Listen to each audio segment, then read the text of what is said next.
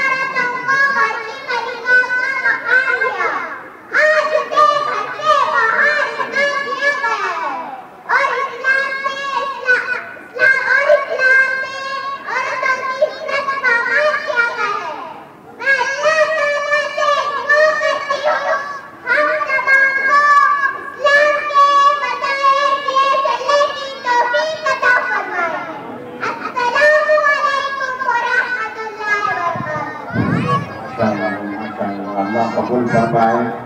औरतों के ताल्लुक से आज माशरे के अंदर जो गलत फहमियाँ फैली हुई हैं, दुनिया की गलत फहमियों को अल्लाह खत्म फरमाए।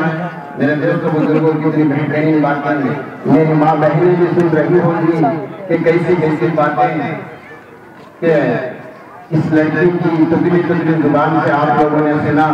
इस लड़की ने कहा औरत के जरिए से अल्लाह ताला अंबिया अलैहिस्सलाम को पैदा फरमाया, इससे और कौन सा बड़ा मकाम है। मेरी माँ बहनों, हदीस की किताबों में